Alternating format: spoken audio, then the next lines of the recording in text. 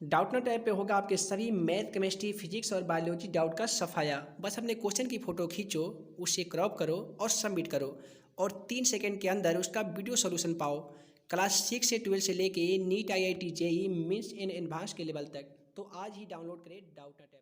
है दोस्तों, जैसा कि आप सभी को मालूम होगा कि पिछले वाले वीडियो में प्रश्नावली 5.2 के प्रश्न संख्या 1 और 2 के सभी प्रश्नों का सॉल्यूशन हम लोग का लिए थे। तो आज की इस वीडियो में हम लोग देखने वाले हैं प्रश्न संख्या 4, 5 और 6 के सभी प्रश्नों का सॉल्यूशन। तो चलिए क्वेश्चन नंबर 4 को हल कर लेते हैं। क्वेश्चन नंबर 4 में दिया गया है कि AP 3,8,13,18 डॉट डॉट का कौन सा पद 78 है। तो यहाँ पे जो AP में दिया गया है, सबसे पहले हम A का मान लिखेंगे, उसके बाद में सारवंतर D का मान लिखेंगे। तो सबसे पहले हम क्या करेंगे, लिखेंगे ए बराबर कितना है, प्रथम पद 3 है। उसके बाद में हम लिखेंगे सारवंतर को हम लोग क्या कहते हैं, तो डी कहते हैं। इसको ज्ञात करने के लिए एक फार्मूला का हम लोग यूज करते हैं, वह होता है A2 माइनस A1। तो A2 का मान देख लीजिए 8 है, तो आप ही यहाँ पे लिख सकते हैं 8 माइनस A1 का मान 3 है, तो आप यहाँ पे 3 लिख सकते हैं। ये दोस्तों 8 में से 3 को माइनस कीजिएगा तो कितना बचेगा, तो 5 बचेगा। आपका प्रथम पद ए का मान 3 हो गया, सारवंतर डी का मान 5 हो गया है। यहाँ पे बोला गया कौन सा पद के मतलब आपसे एन का मान पूछा गया है और कौन सा पद 78 है, अंतिम पद 78 दिया गया है। यानी जो आपका ए एन का मान है वो कितना हो जाएगा, 78 हो जाएगा। तो हम क्या करेंगे, ए एन वाले फार्मूला के माध्यम से इस सवाल को हल करेंगे। तो सबसे पहले हम ए एन का फार्मूला लिखेंगे। तो दोस्तों एन का जो फार्मूला होता है वह होता है ए प्लस इन माइनस 1 गुने डी होता है। ठीक है, तो हम क्या करेंगे, ए एन वाले जगह पे, एन की जगह पे हम 78 बैठा देंगे। उसके बाद में हम लिखेंगे ए का मान देख लीजिए यहाँ पे 3 दिया गया है, तो आप 3 लिखेंगे। उसके बाद में आपको चाहिए एन का तो मान दिया गया है नहीं, तो हम सेम टू सेम लिख देंगे। उसके बाद में चाहिए डी का मान हम लोग 5 ज्ञात किए हैं, तो 5 यहाँ पे लिख सकते हैं। उसके बाद में आप क्या करेंगे कि 78 को सेम टू सेम लिखेंगे। आप यहाँ पे देखिए +3 है, बराबर के इधर आएगा तो ये -3 हो जाएगा। इधर केवल बचेगा n-1 और गुना में कितना बचेगा, तो गुना में 5 बच जाएगा। उसके बाद वाले स्टेप में आप क्या करेंगे कि 78 में से 3 को माइनस कर देना होगा। 78 में से 3 को माइनस कीजिएगा तो कितना बचेगा, तो 75 बचेगा। यहाँ पे जरा ध्यान से देखिए, बराबर की इधर गुना 5 है, तो बराबर की इधर आएगा तो ये कितना हो जाएगा, भागा 5 हो जाएगा। इधर केवल कितना बचेगा, इधर केवल n-1 बचेगा। इतना तो आप बिल्कुल कर ही सकते हैं। उसके बाद वाले स्टेप में आपको क्या करना होगा कि 75 में 3 5 से भाग लगा दीजिएगा, तो कितने मरतबे कट जाएगा, तो ये 15 × 5 = 75 कट जाएगा। आप इसे ऐसे भी लिख सकते हैं n-1 और बराबर में आप 15 इसे लिख सकते हैं।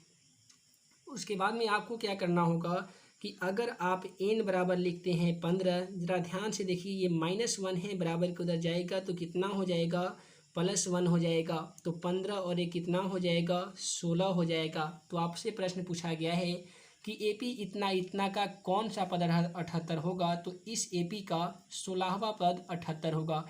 तो इस प्रश्न को हम लोग हल कर लिए हैं। तो आइए हम आप सभी को अगला सवाल क्वेश्चन नंबर 5 को दिखा देते हैं। दोस्तों क्वेश्चन नंबर 5 में दिया गया है कि निम्नलिखित समांतर श्रेणियों में से प्रत्येक श्रेणी में कितने पद हैं। इसमें आपको 2 सवाल दिए गए हैं। पहला सवाल है 7, 13, 19 डॉट डॉट, यहाँ पे दिया गया है 205। तो हमको क्या करना होगा, सबसे पहले प्रथम पद ए का मान निकालेंगे हम, उसके बाद में सारवंतर डी का मान निकालेंगे।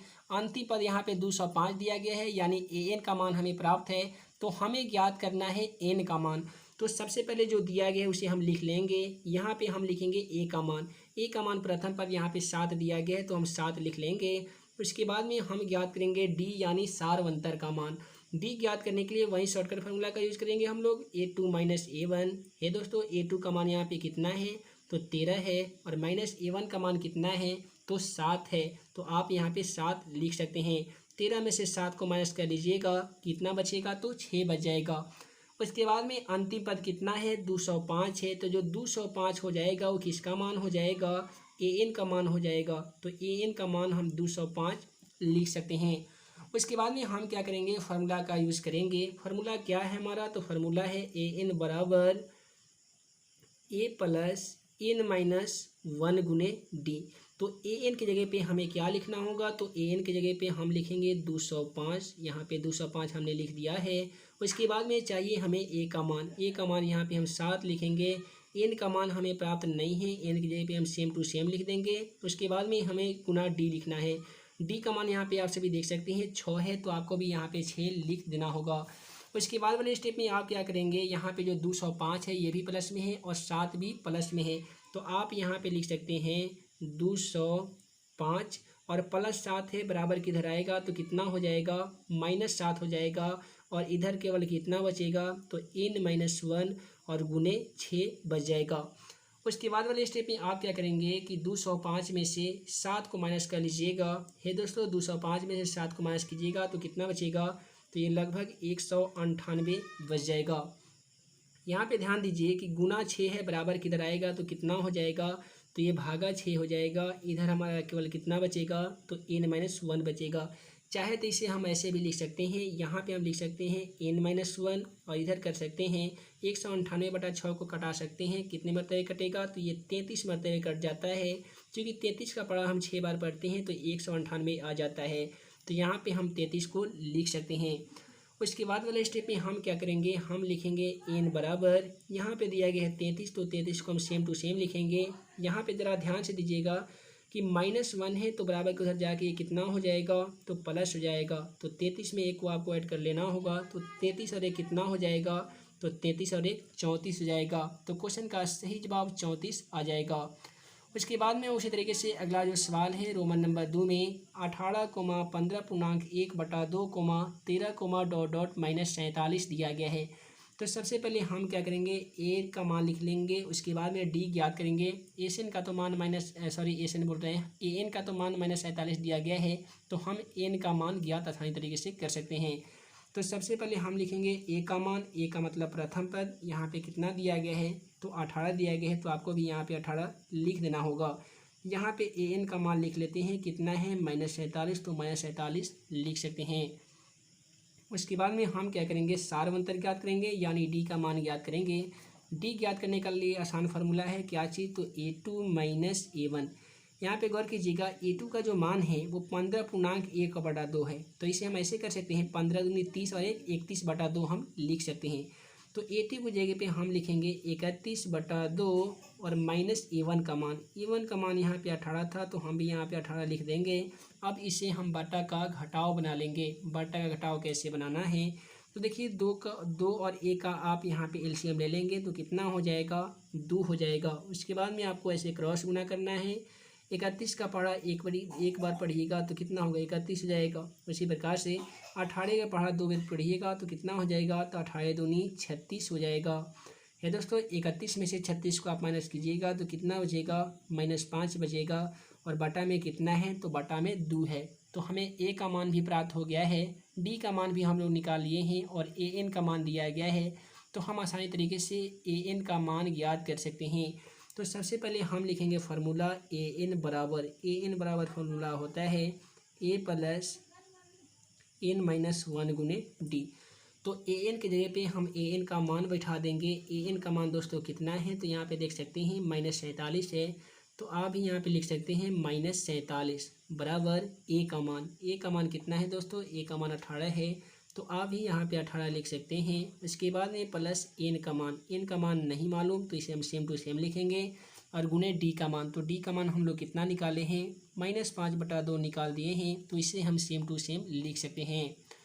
उसके बाद वाले स्टेप तो काफ़ी सिंपल है, आप लिख सकते हैं -47। यहाँ पे देखिए बराबर में जो 18 दिया गया है ये प्लस में है, बराबर किधर लाएंगे तो ये कितना हो जाएगा, ये हो जाएगा दोस्तों -18। इधर हमारा केवल कितना बचेगा तो इधर बचेगा n-1 और गुना में कितना है तो -5/2 है। इसे हम ऐसे कर सकते हैं, हम आप सभी को पहले वाले वीडियो लेक्चर में बता दिए थे कि किसी भी संख्या के पहले माइनस हो और बाद में माइनस हो तो ऐसे परिस्थिति में हम दोनों संख्याओं को जोड़ देते हैं, लेकिन हम लिखते हैं माइनस में। ठीक है, तो यहाँ पे देख लीजिए 8 7 15 का 5 हाथ में आया, 1 4 1 5 1 6, यानी कितना हुआ 65 हुआ। तो हम तो यहाँ पे 65 लिख देंगे, लेकिन हम लिखेंगे माइनस में, चूँकि संख्या के पहले भी माइनस है और बाद में भी माइनस है। उसके बाद में ज़रा ध्यान दीजिएगा, इधर हमारा कितना है n-1 है, हम सेम टू सेम लिखेंगे। यहाँ पे जो गुना में -5/2 दिया गया है, तो जो गुना में है बराबर किधर आएगा तो भागा में हो जाएगा, और जो भागा में है बराबर किधर जाएगा तो गुना में हो जाएगा। तो यहाँ पे जो -5 है ये गुना में है, तो बराबर किधर आके ये -5 भागा में हो जाएगा, और जो भागा 2 था यहाँ पे ये ऊपर जाके क्या हो जाएगा, गुना में 2 हो जाएगा। उसके बाद में हम क्या करेंगे, माइनस से माइनस को घटा देंगे और 5 को घटाएंगे, 13 पचे 65, यहाँ पे 13 मरतबे ये कट जाएगा, सॉरी 13 मरतबे नहीं बल्कि यहाँ 13 मरतबे ही कटेगा। तो उसके बाद में हम क्या करेंगे कि यहाँ पे दिया गया है 13 गुने 2, और उधर क्या है तो उधर है n-1। इतना तो आप कर ही सकते हैं, काफ़ी सिंपल स्टेप है। उसके बाद में आपको क्या करना होगा कि 13 में 2 से गुना कर लीजिएगा, तो 13 दूनी कितना हो जाएगा, 26 हो जाएगा, और इधर कितना है तो n-1 है। अगर आप यहाँ पे लिखते हैं 26 तो -1 है, तो बराबर किधर ये +1 हो जाएगा। इधर हमारा केवल कितना बचेगा तो n बचेगा। आप सभी को मालूम होगा कि 26 में 1 को जोड़ते हैं कितना हो जाता है तो 27 हो जाता है, और बराबर में कितना है तो n है। तो n का जो इसमें मान आएगा हमारा वो कितना हो जाएगा, 27 हो जाएगा। तो इस प्रकार से इस क्वेश्चन को भी हम लोग हल कर लिए हैं। तो आइए हम आप सभी को अगला क्वेश्चन दिखा देते हैं। तो उम्मीद है कि आप सभी को वीडियो पसंद आया होगा। पसंद आया हो तो वीडियो को लाइक करें, अपने दोस्तों में शेयर करें। ऐसे ही नए नए वीडियो पाने के लिए हमारे channel math and magic tips को सब्सक्राइब करना ना भूलें। दोस्तों मैं मुकीम अंसारी जल्द मिलूंगा अगले वीडियो में नए भी क्वेश्चन के साथ। तब तक के लिए वीडियो देखने के लिए बहुत बहुत धन्यवाद।